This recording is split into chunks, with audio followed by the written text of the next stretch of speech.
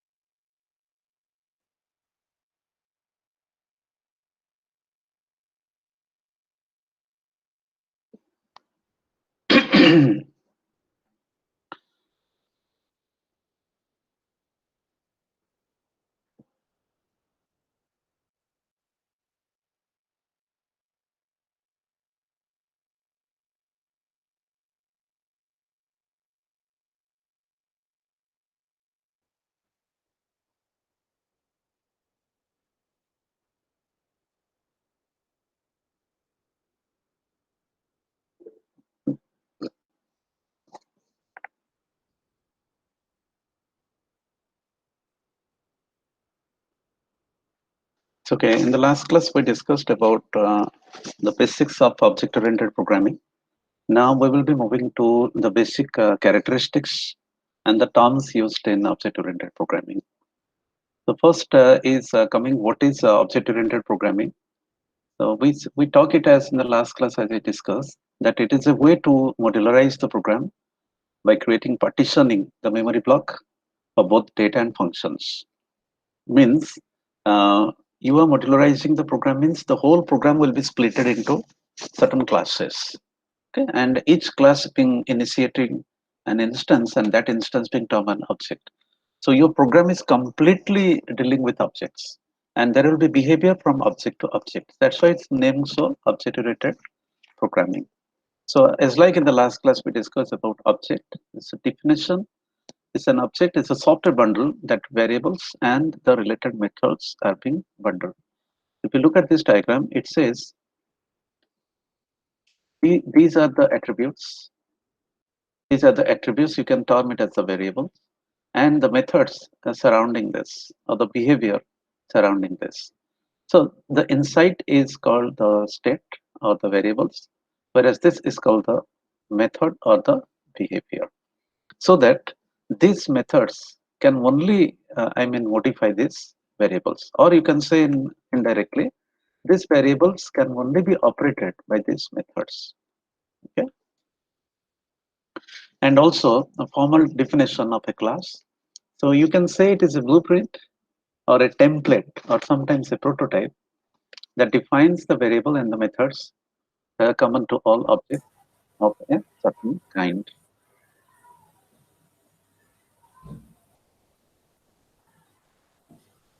Okay.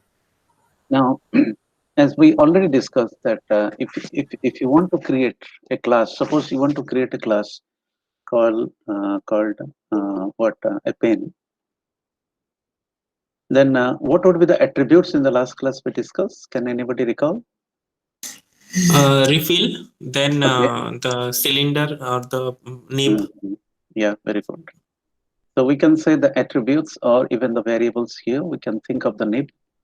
The nib is there. The ink container we can say, or the tube you can say something like this. And what are methods? So these are the yes. What are the methods?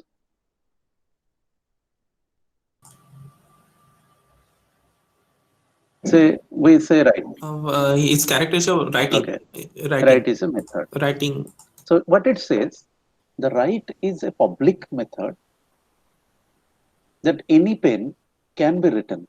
Any pen can be written. But when you write, this will operate the nib and this will be operated by the ink. So I'm giving one example in this scenario. Say for example, I have one class.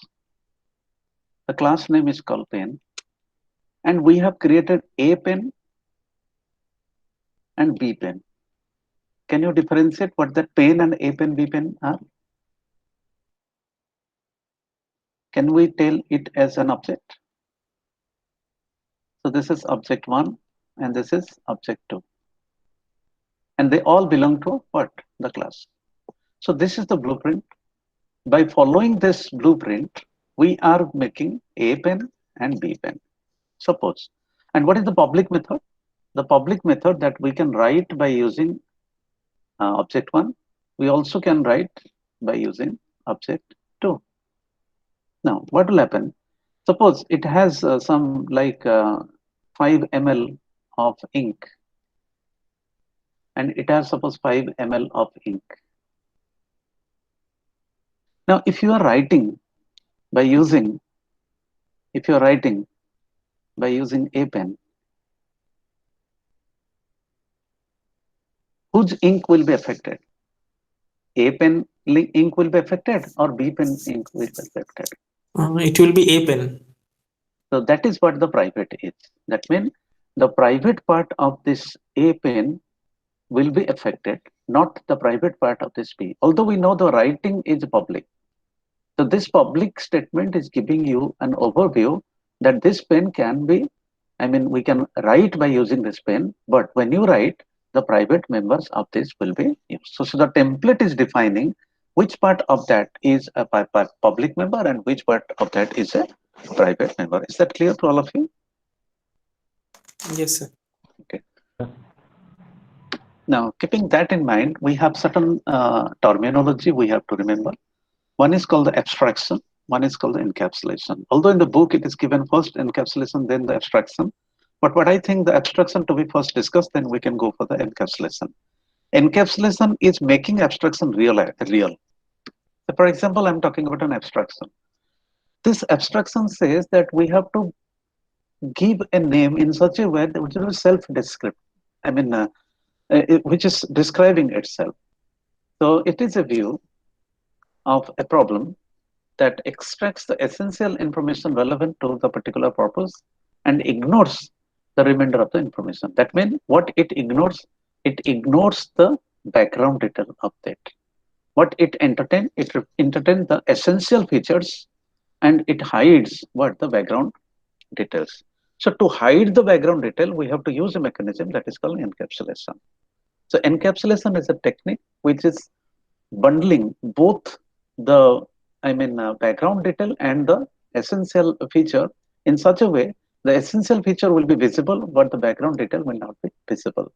And what is the conclusion? The conclusion of encapsulation is data hiding.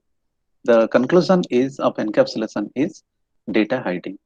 And also it has some benefits that we can use modularity by making encapsulation possible. So if I give one more example of such, say we have a human being, and we have like mouth, and we have a digestive system. We have a digestive system. Okay.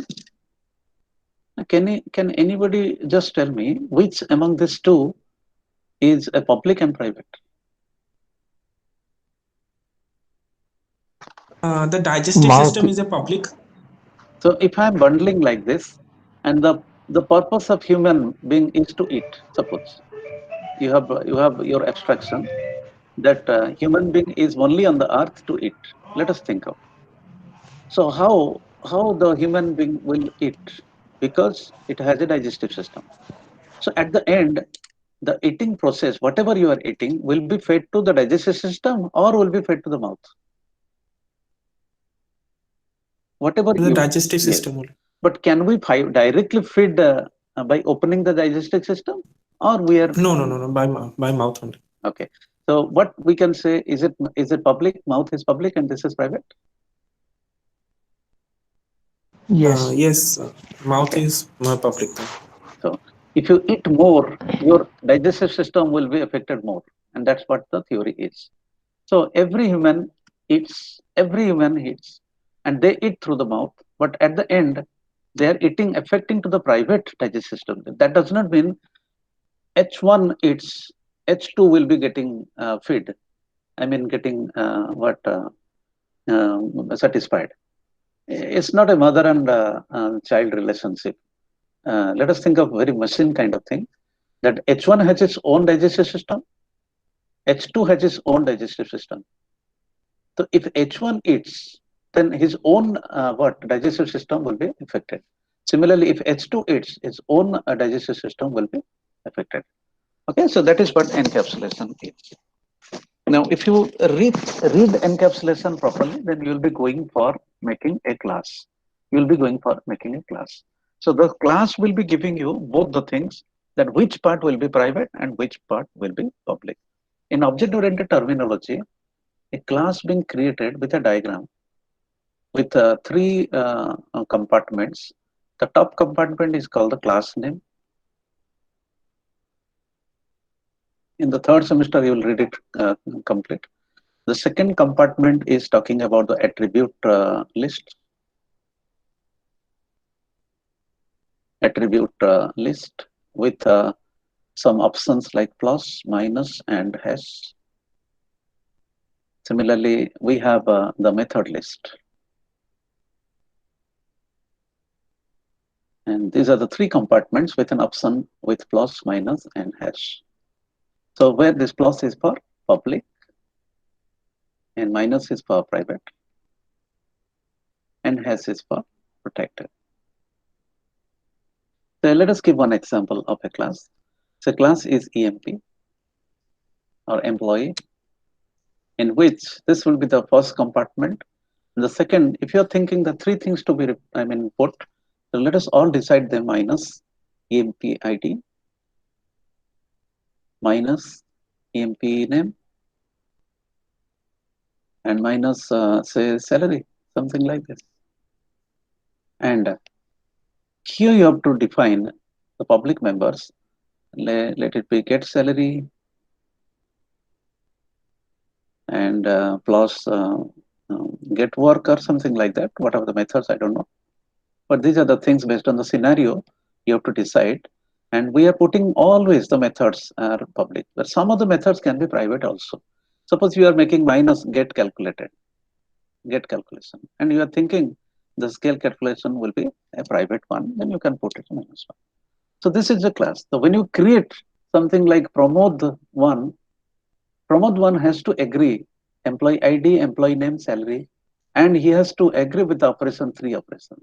Similarly, if it's something, some name like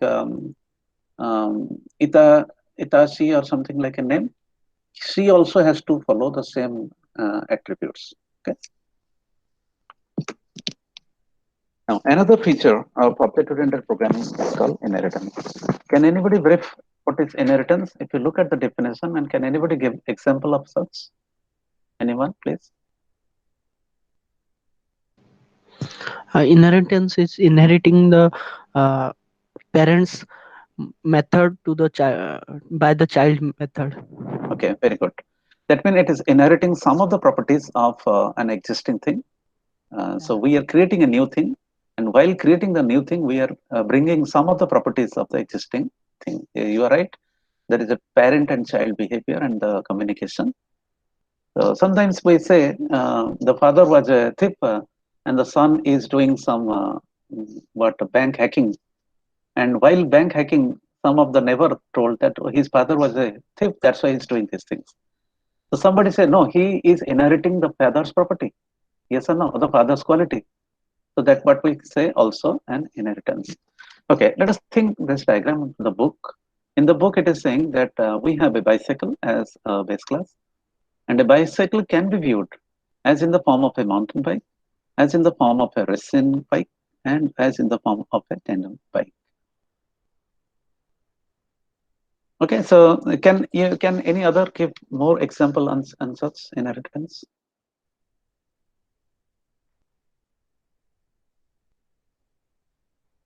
Okay, so let us bring two terms to this.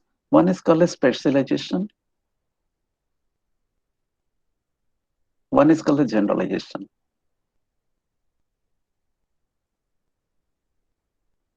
And I'm drawing some diagram, like I'm moving from top to bottom, and I'm moving from bottom to top. Okay, just tell me which one is specialization and which one is generalization. The diagram, I mean the arrow from top to bottom or bottom to top. From top to bottom, I think it is specialization. Yes, very good. And Yeah. generalization is from bottom to top.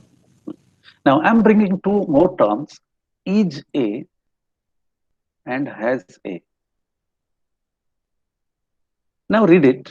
Now generalization is a, or specialization is a, or generalization is has a, or specialization is has a. You read it as like an English.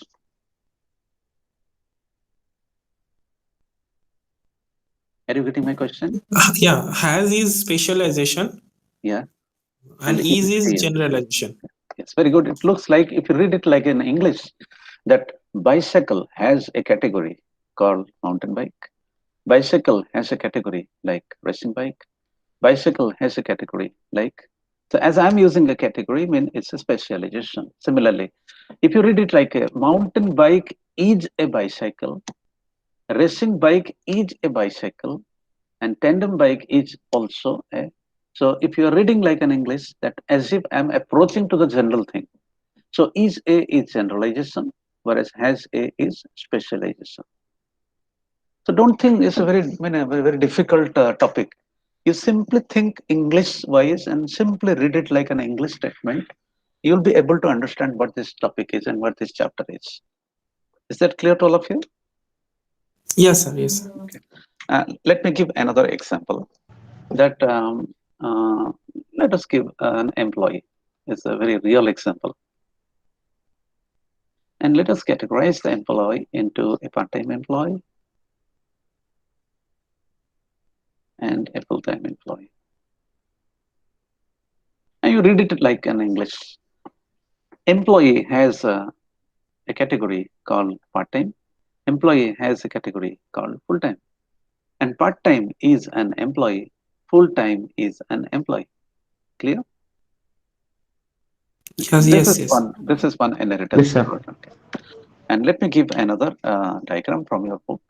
You read it from the book in the 11th, I don't know, chapter, or I don't know what that figure. Look at this. What it says a single inheritance. That means there is a single parent. This is a base class, and this is a derived class. So if it exists that there is only one derived class from a base class, then that visibility is called a single inheritance. In this form, a subclass can have only one superclass. Okay. Now coming to the second point, multiple inheritance. What it says a multiple inheritance? If you have many source and one as the target, then we say it's a multiple inheritance. What it says that if it is BC1, if it is BC2, we say it as DC. What is DC? DC is called derived class. So this derivation is due to two base classes. So this example says that the internal mark, external mark, all constituting, I mean the final result constituting the internal mark and the external mark. Similarly, the third one says it's a multi-level inheritance. Multi-level means multi-layer, like one tier, two tier, three tier, something like this. So we have a grandparent, grandfather, it is BC. It's a father, it's DC, and it's a child, it's DC. Is it clear now? So the behavior is we are creating a new class from the BC. We are creating another new class from the DC. So this is a layering kind of thing. So we say it as a multiple inheritance. And the fourth one is called the hierarchical inheritance. What it says the hierarchical inheritance, there is only one BC, whereas there are many DCs, DC1, DC2, DC3, and so on. We have DC and clear. Can anybody tell me, is there any other kind of inheritance? Anyone? Those who have prior knowledge? Because few of you might have done BC or BSc.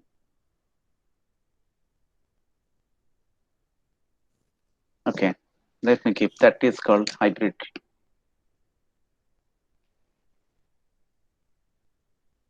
And what the meaning of hybrid is, if we be able to bundle any of the two categories that we discuss. What are the categories we discuss? Single, multiple, multi-level, and hierarchy.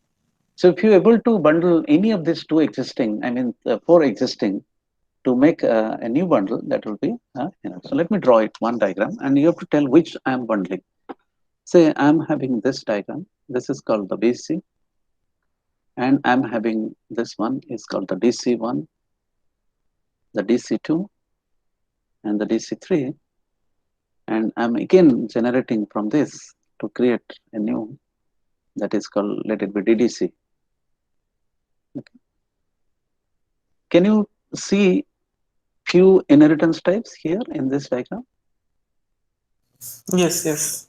So what are the diagrams I'm using here? I mean, what are the types of inheritance I'm using here? First is the single inheritance, because base class to derived class. And then the second one is of multiple inheritance from many class to a single class.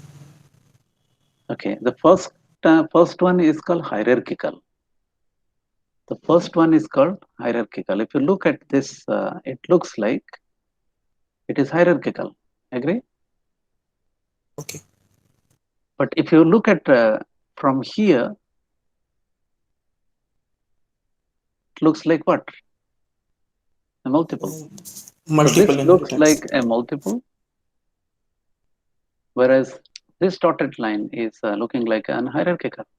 Yes. Now, as the name says, a hybrid, I'm able to make a new kind of inheritance by combining two existing one. And the first existing one is called hierarchical, and the second one is called the multiple. All of you agree to this? Yes, yes. I'm Sir, giving yes, please. uh, sir, can we call this whole as a multi-level inheritance? Because there are Uh, three layers. Can we call yes, that? yes, you are right. But is it something like if you look at one, then okay, no problem. But how it will be that one derived class is coming from many? But in case of a multi-level, one derived class is coming from one, if you remember. Yeah, yeah. So So yes, you are we right. will call. If you alone look at this, if you alone look at this, it may be. But Yeah. this DDC is not due to only DC2. This DDC is due to DC1, DC2, DC3. Yes, yes. Your question is right, but if you analyze your question, it sounds like something we are missing. Okay. Now, yes, I'm attending your Okay. question. I'll give another example, then I'll go for your next question. Now, how many of you have knowledge about C++? Any idea about?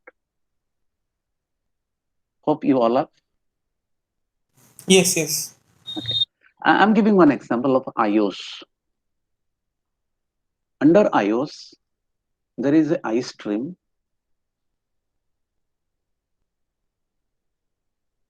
and there is a OStream. And from iStream and OStream, there is a class called IOStream. How many of you have, remember this thing? Yes, this was there So in BTech class. you Input might output have stream. installed, yes, you might have used this one. When you write a program, you used to write what has IO stream input H. iostream.h. Stream. So whenever you are using iostream, you're being able to use C in and C out. And if you look at C in, actually C in is due to iStream and C out is due to OStream. But this alone, IOStream, is bringing C in power and C out power. And this iStream and OStream is due to iOS.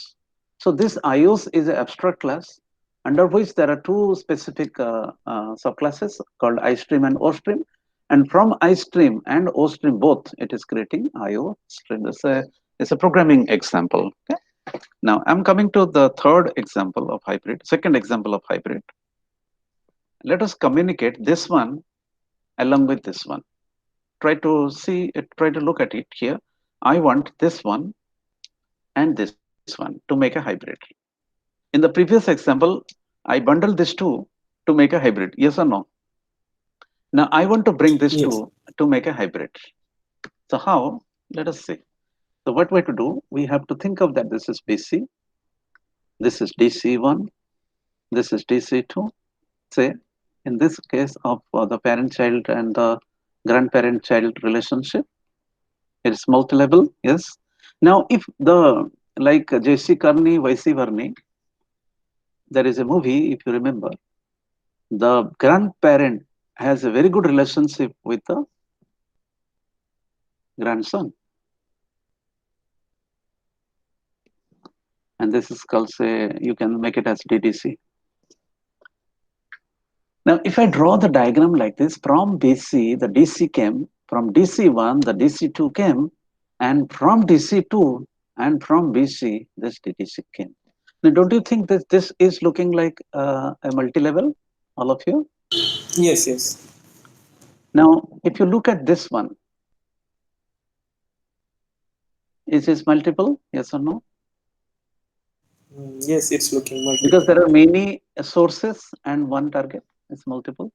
So again, we term it as hybrid. So there are two ways you can make a hybrid one. One by combining what? By combining hierarchical and multiple. Another one is by combining what? The multi-level and the multiple. So every time we have to take the help of multiple inheritance to make a hybrid one. Hope this is clear to all of you. If anybody having any problem, they can raise here. Okay, no Yes, problem. sir. I got it. I got it. Now coming to the next chapter, that is called the polymorphism. I'm not giving you a very dictionary meaning of polymorphism, but when you have given with 2 points, you can draw a straight line, yes or no? And Yes, whenever yes. you have given 3 points, you can draw a triangle. And Yes. whenever you have given 4 points, you can draw a rectangle or a parallelogram or a square like this. But whenever your number of Yes. points increasing, then sometimes we might not have got any kind of name to that. So we say it as a polygon. All of you agree? Yes. So what is the meaning of poly? The poly means many. In this case, in case of polymorphism, poly means many and morphism means form, like many forms. We being a human being, we all are polymorphic bodies. How? At the office, you are an employee. At home, you are a child. At home, you may be a parent. Yes or no? And an exam Yes. hall, you are an examinee, something like that. So that but the behavior is changing, but you are alone, but your behavior is changing. Now, if you look at the definition, it says that it allows one name to be used for several related but slightly different purposes. Because we all are human beings. Our behavior will be somewhere same, but slightly different. When we are acting like a parent, when we are acting like an examinee, when we are acting like a student, and when we are acting like an employee. All of you getting a slight different, because kahin pe bhi you go, you have to work your working style as like a human being, but your approach may be different whenever you are an employee and whenever you are an examinee and whenever you are a parent. Your approach will be different. So the purpose of polymorphism is to let one name to be used to specify a general class of action. Let me give one example of such. Say I'm writing a function called void fn int p, and I write return. Sorry, I should not write void. I'm writing int. I'm writing return a into a. Look, it's not a complete program. It's a snippet of a program. I'm writing int same fn int a comma int b, and I'm writing return a into b, and I'm writing another function called int fn, same function with three parameters: int a, int b, and int c. And I'm returning the addition or the multiplication, whatever you want, a into b into c. So this is my program setting for a while, and this is my main. I'm not writing C program, I'm writing a C++ program here. If I write int result, okay, I'm not writing int result, I'm directly writing here C out, fn of 5. What will happen?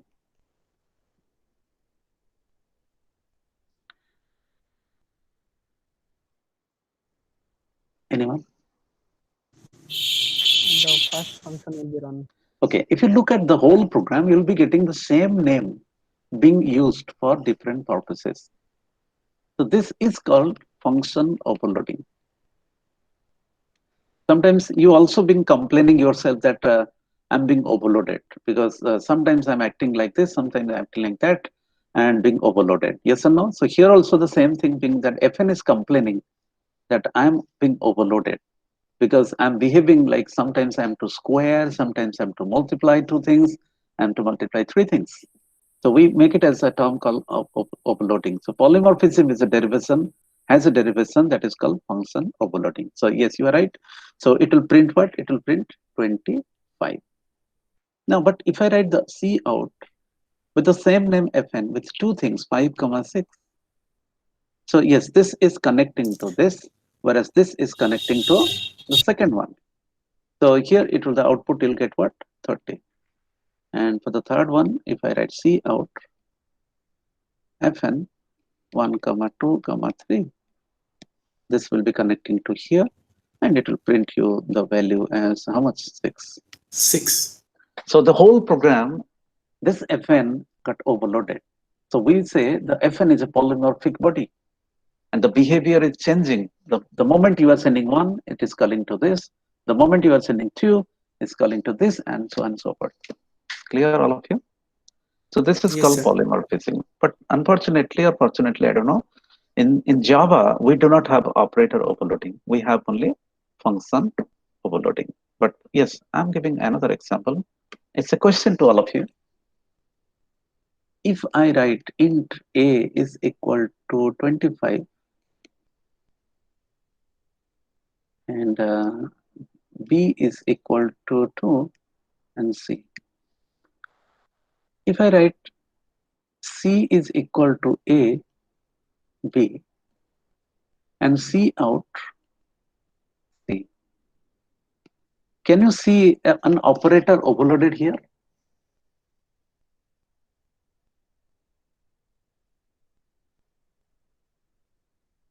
Anyone? Mm. And what is the name of the operator which is overloaded? It is not getting. It is C. Now No, no, c C is a is not. It is variable. A. C is a variable. Yes. Any other, please?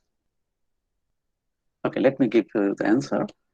If you look at this line, it says this operator is behaving, and in this line, this operator is behaving.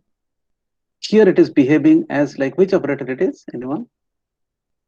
It's a Uh, left shift operator. Decrement. Oh, left shift. No, Yes. it's a left shift operator. Whereas this is a insertion operator. So it's a left shift operator, it's an insertion operator.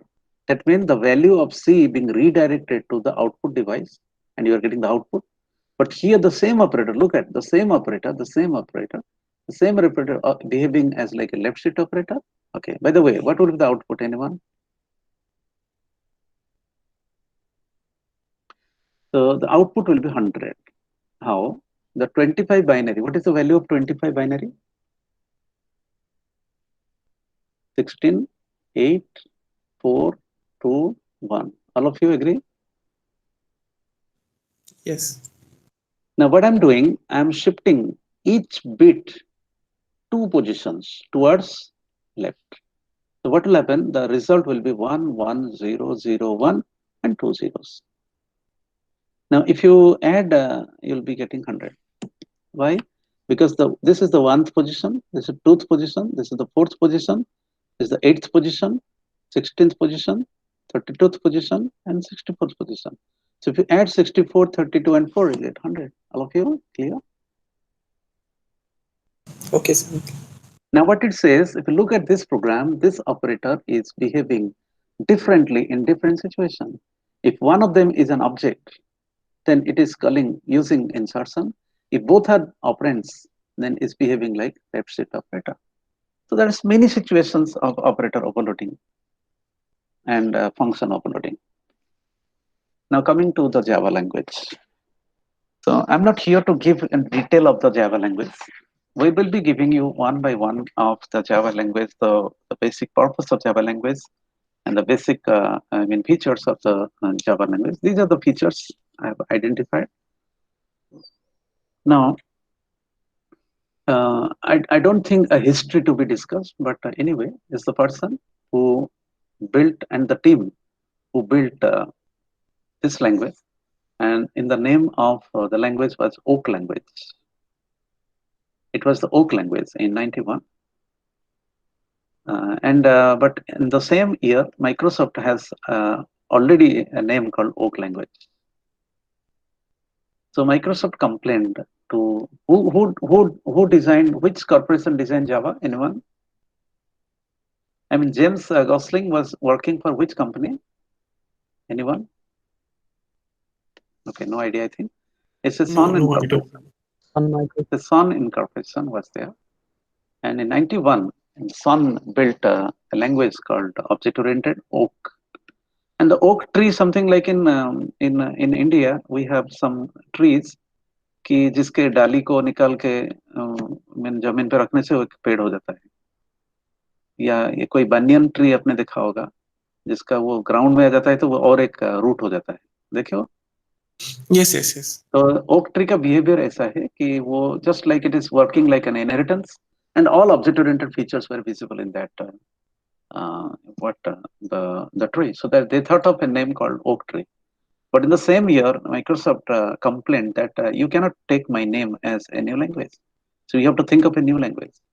And the team member thought of and decided a name called Java. And the Java name is all derived in their country. It's called hot coffee. It's called hot coffee. And from that, you might have seen the logo of the Java is something like it's a cup, and something like this. The fumes are coming out, or something like a logo. So they have thought of, and the history is somewhere in the book. It is written in some book that they were thinking of a new language. They were in a closed room in a meeting room, and all of a sudden the waiter came, knocked the door, and they all of them responded, "Who is it?" Then the waiter told the hot cup, the Java is ready to be served. The waiter told to all these three members that the Java is ready to be served. And all of them has got the attention to a new name, and they gave the name as Java. Okay, that is one history. Another history says that all three people always sitting at one place thinking of this programming and the coding and taking Java. So they thought of Java language. That is what the naming behind. But the basic of this programming language was platform independent. Can anybody brief about platform independent? Anyone? Anyone, please? No, sir, I don't have any It idea. doesn't require any. Okay, you can make it as a new. It doesn't require. Yes, please. So it doesn't require the specific machine, specific type of machine like iOS only can run on Apple systems. Okay, So it can run on in any any systems. environment. So yes, you are right. Something like your platform is you are bringing with some hardware and from OS. So if you combine both, you'll be getting a platform. So you are using Intel chip and or any AMD chip, and which you are having an Windows OS support. And so we can think of it as a 64-bit Windows machine. So that's a platform. So somebody may be coming with an Apple processor with a Mac OS of operating system, and this is also another platform. So you can have a Raspberry Pi. Naam sune ho? Anyone heard this Raspberry Pi? It's a SBC, single board computer, which is a very tiny computer. So in this SBC, if you install Pixel OS, or you can install Debian OS, and this will be another platform. Similarly, if you have Intel Compute Stick, compute stick, and inside, if you have Windows, then we can make it as a platform. So now you write, suppose you have written a Java program here. Suppose you have written a Java program here. And that program you are carrying to run here, it will execute. That program you carry here and it will execute. That program you carry here, it will execute. That is what called the platform neutral. And the meaning of this is very much simply write once and execute anywhere. Are you getting? Yes, yes. That is what the derived definition of platform independence. So you write once, that means you are writing on a computer called a Windows machine, and you have built the executable file, and you are carrying that executable file to anywhere, it will be executed. Okay, now I'll give one more situation. Suppose you have an AC at home. So do you believe an AC has a microprocessor inside? Do you believe? You have a washing I machine. think You have a washing I think machine. AC has a microcontroller. Ah, okay, maybe a microprocessor, maybe a microcontroller. I'll come to that. Microcontroller also is there. Okay, very good. So now you have a washing machine. It might have a microcontroller or a microprocessor. What is that microcontroller, microprocessor? I'll brief in just a minute. Okay, you have a microwave oven at home, and Yes. it has also a microprocessor or a microcontroller inside. Why I'm telling that everywhere you are getting a panel. A washing machine has got a panel. Certain buttons are there. Here also there is a panel. Certain buttons are there. In an AC, might not have a panel, but you might have a remote control somewhere. You might have a sensor here. I mean a receiver here, and you have a remote control, and it has several points. Now, is not it son that we are programming every time? Yes or no? Yes, yes. So if we are programming, there must be a program running inside. Yes. Now, if I am preparing that program with a Windows PC, suppose this is a Windows PC, and by using Java, I had prepared that program for a washing machine. So what I'll do, I will carry that program and run here. Is not it right once, execute anywhere? Okay, okay, I got it. Similarly, you write here the program because you cannot connect a keyboard and write a program here with a washing machine. If somebody told that you look, I have got an oven and it has so the advertisement shows that it has a microprocessor, it has a computer inside. You might have seen in the advertisements. I have got a washing machine, it has a computer inside. So if it has a computer inside, let us connect a keyboard and start writing a Java program. It is not possible. Why? Because that is running a specific program that you have already designed in a general purpose machine. So this is a general purpose machine and this is a special purpose machine. So wherever you have a special purpose machine, we are not using microprocessors, we are using microcontroller. So microcontroller is a device which is running one program, whereas microprocessor is a device which is giving you an option to select multiple programs. ठीक है, थोड़ा सा glimpse मिला है what is the meaning of platform independence. Yes, sir. Yes, sir. Got it. Now I'm not going one by one because there are so many things, but how this possible, how this platform independence is possible, let me brief that how this platform independence is possible. Look, when you write a program, suppose I'm writing a program called pgm1.java. It contains only Java codes.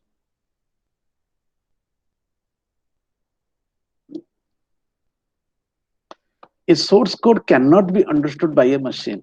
Agree? So Yes, sir. if this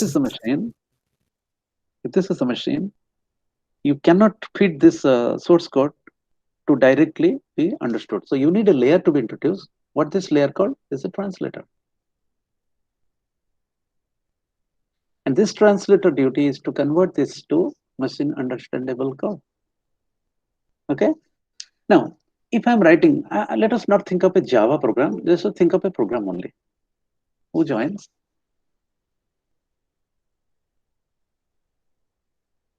Only 8 members, 7 members, 6 members are present. Very good. So if you do like this, then the further next week they may not be, continuing this session because a lot more resources have been blocked for this purpose. Anyway, it's my duty to convey. Okay, let us think of a program, any program. I'm not talking about Java program. This is program one, and this is the compiler you are using, and this is the machine. Okay, so what you are introducing a translator. So this source code can only be understood if you have a translator in between. Okay, now if I'm writing another program,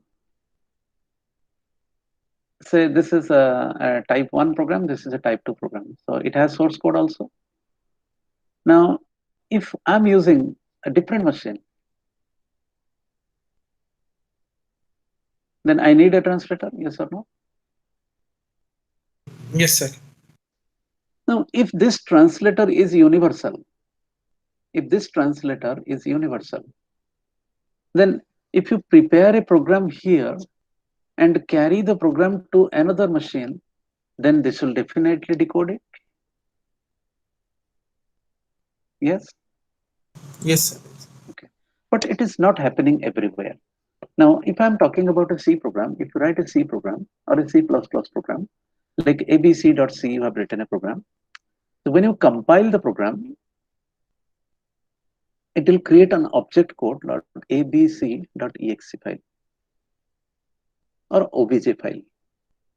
Okay, now this is keeping information for this machine only. So this is a Linux machine or a Windows machine. Now my computer, my translator is converting to Linux understandable form. Okay, now if I'm writing the same program in another machine, same program abc.c, and I'm compiling, when I compile, it will definitely create an object code, but this object code is understood by this machine only. Then can I carry this object code to here? Will it execute? Because this object code is a translated code which will only be understood by Windows. That means this translated code cannot be understood by the Linux machine. Then this is called platform what? Dependent. This is called platform dependent. But if I introduce something like in between a layer, and I'm telling every computer to use this layer called JVM,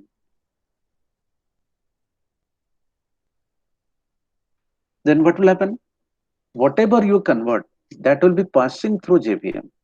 That will be passing through JVM. So you may be any kind of system that will be neutral. So what is the key player to make platform independence? The key player is called JVM. What is the full form? It is called Java Virtual Machine. Java Virtual Machine.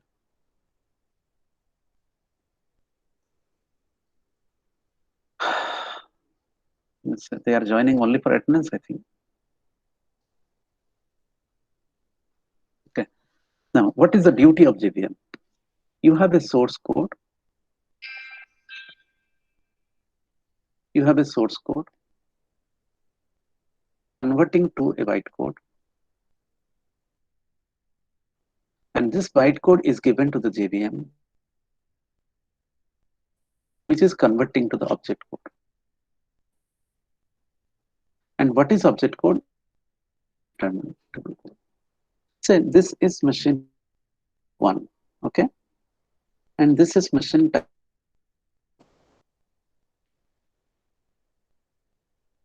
And this is machine type 3. So if you are writing for this machine, this bytecode, if you transfer to this program to execute, to this machine to execute, Will it run or not? Because this machine is also being interfaced with JVM. And this machine is also being interfaced with JVM. What I did, that I had written once this program and I converted to a bytecode. Now I'm carrying this bytecode to this machine and carrying this bytecode to this machine. Will it execute or it will cause? It will not understand. It will not understand. But will it? I mean, able to understand this code? Yes, yes. Because the duty of the JVM is to convert to the native code.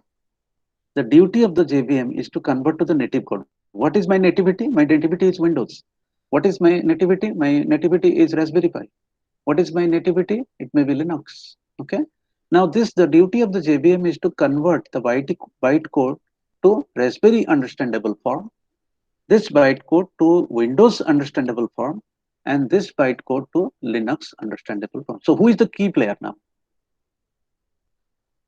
It is the JVM that who's JVM is converts. the key. Yes, JVM is the key player. Now let me go back to your book and give the detail of that book.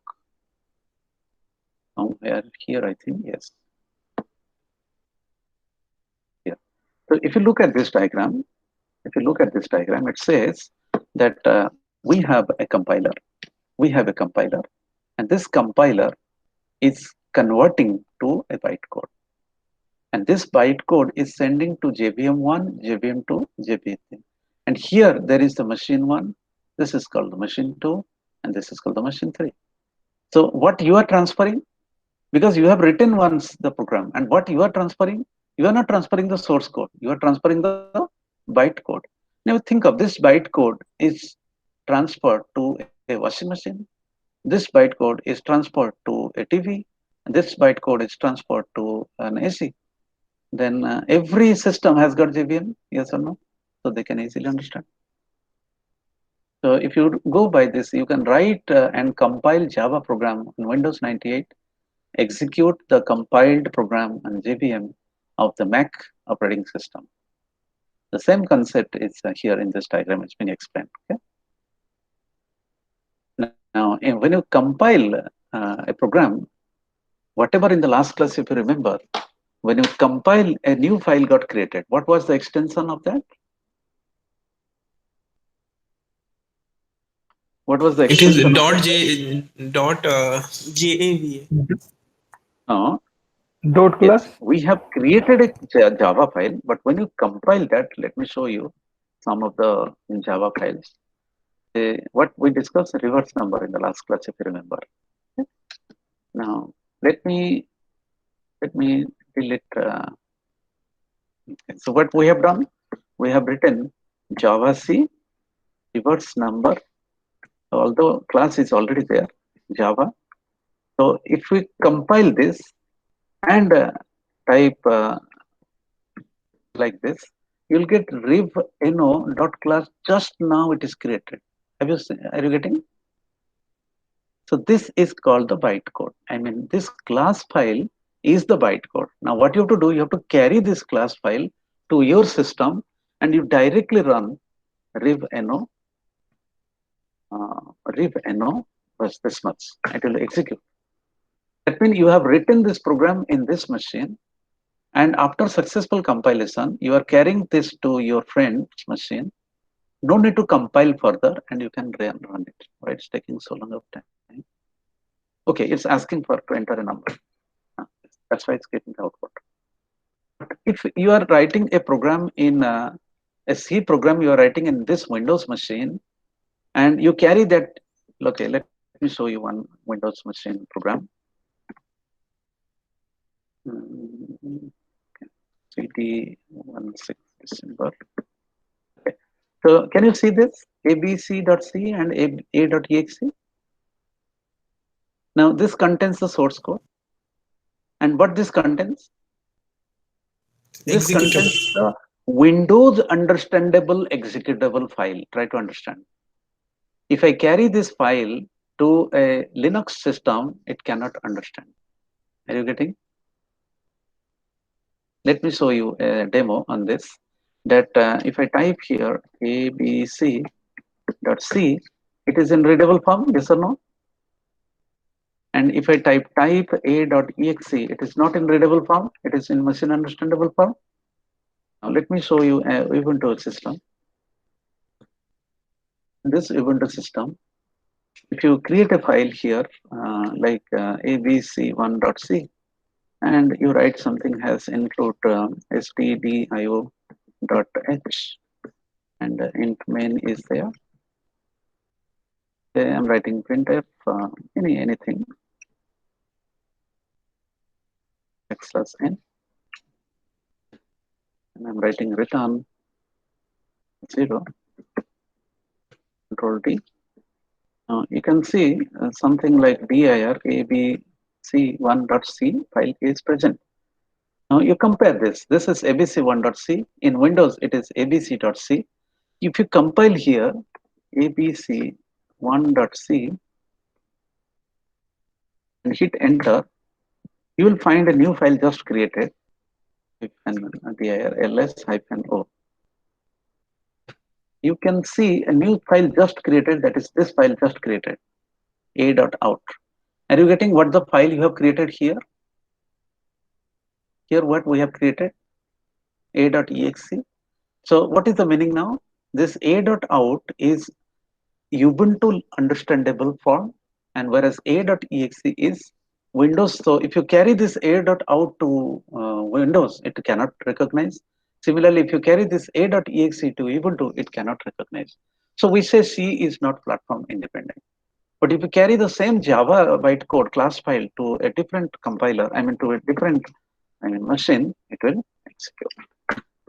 Okay, any questions? I have to stop here. If the next schedule being declared, then we will continue. If anybody having any question, they can raise here. Thank you. Hope all of have written the enrollment and on the number. Yes, sir. Yes, sir. Okay. Thank you. If you have any question, you can collect my phone number from. Okay, let me write my phone number 98531. Yes, sir. It is there in the mail. It is there in the mail. And use the WhatsApp, please. Do not call. Otherwise. And as a usual time, please keep 11 p.m. to 1 a.m. It's the usual time for me to answer. So every day, any day, between 11 p.m. to 1 a.m. If you have any question and you keep there and put that into the WhatsApp, I'll definitely answer. Thank you very much. Thank you, sir. Thank you. Thank you, sir.